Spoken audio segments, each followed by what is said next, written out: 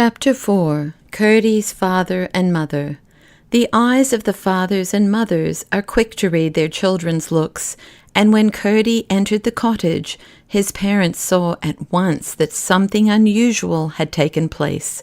When he said to his mother, "I beg your pardon for being so late," there was something in the tone beyond the politeness that went to her heart, for it seemed to come from the place where all lovely things were born before they began to grow in this world.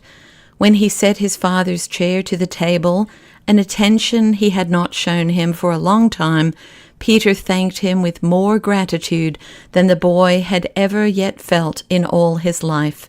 It was a small thing to do for the man who had been serving him since ever he was born, but I suspect there is nothing a man can be so grateful for as that to which he has the most right. There was a change upon Curdie, and father and mother felt there must be something to account for it, and therefore were pretty sure he had something to tell them. For when a child's heart is all right, it is not likely he will want to keep anything from his parents. But the story of the evening was too solemn for Curdie to come out with all at once. He must wait until they had had their porridge and the affairs of this world were over for the day. But when they were seated on the grassy bank of the brook that went so sweetly blundering over the great stones of its rocky channel, for the whole meadow lay on the top of a huge rock, then he felt that the right hour had come for sharing with them the wonderful things that had come to him. It was perhaps the loveliest of all hours in the year. The summer was young and soft, and this was the warmest evening they had yet had. Dusky, dark even below, while above the stars were bright and large and sharp in the blackest blue sky. The night came close around them, clasping them in one universal arm of love, and although it neither spoke nor smiled, seemed all eye and ear, seemed to see and hear and know everything they said and did. It is a way the night has sometimes, and there is a reason for it. The only sound was that of the brook, for there was no wind, and no trees for it to make its music upon if there had been, for the cottage was high up on the mountain, on a great shoulder of stone, where trees would not grow. There, to the accompaniment of the water, as it hurried down to the valley and the sea, talking busily of 1,000 true things which it could not understand, Curdie told his tale, outside and in, to his father and mother. What a world had slipped in between the mouth of the mine and his mother's cottage! Neither of them said a word until he had ended. "Now, what am I to make of it, mother? It's so strange," he said, and stopped. "It's easy enough to see what Curdie has got to make of it, isn't it, Peter?" said the good woman, turning her face towards all she could see of her husband's. "It seems to me," answered Peter with a smile, which only the knight saw, but his wife felt in the tone of his words. They were the happiest couple in that country, because they always understood each other, and that was because they always meant the same thing, and that was because they always loved what was fair and true and right better, not than anything else, but than everything else put together. "Then will you tell Curdie?" said she. "You can talk best, Joan," said he. "You tell him, and I will listen, and learn how to say what I think," he added, laughing. "I," said Curdie, "don't know what to think." "It does not matter so much," said his mother.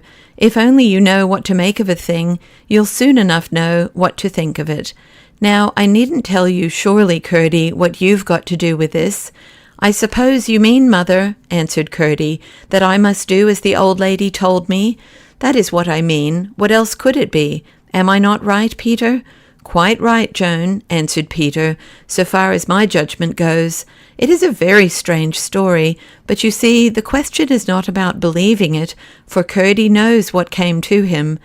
"And you remember, Curdie," said his mother, "that when the princess took you up that tower once before, and there talked to her great-great-grandmother, you came home quite angry with her, and said there was nothing in the place but an old tub, a heap of straw.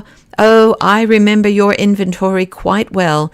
An old tub, a heap of straw, a withered apple, and a sunbeam. According to your eyes, that was all there was in the great old musty garret. But now you have had a glimpse of the old princess herself." "Yes, mother, I did see her, or if I didn't," said Curdie very thoughtfully, then began again. "The hardest thing to believe, though I saw it with my own eyes, was when the thin, filmy creature that seemed almost to float about in the moonlight like a bit of the silver paper they put over pictures, or like a handkerchief made of spider threads, took my hand and rose up. She was taller and stronger than you, mother, ever so much. At least she looked so. And most certainly was so, Curdie, if she looked so," said Mrs. Peterson. "Well, I confess," returned her son, "that one thing, if there were no other, would make me doubt whether I was not dreaming after all, for as wide awake as I fancied myself to be." "Of course," answered his mother, "it is not for me to say whether you were dreaming or not if you are doubtful of it yourself, but it doesn't make me think I am dreaming when in the summer I hold in my hand the bunch of sweet peas that make my heart glad with their colour and scent, and remember the dry, withered-looking little thing I dibbled into the hole in the same spot in the spring. I only think how wonderful and lovely it all is. It seems just as full of reason as it is of wonder.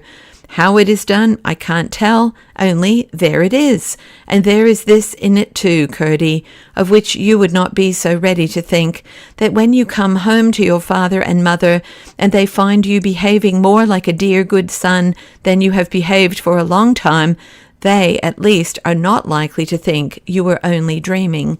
"Still," said Curdie, looking a little ashamed, "I might have dreamed my duty."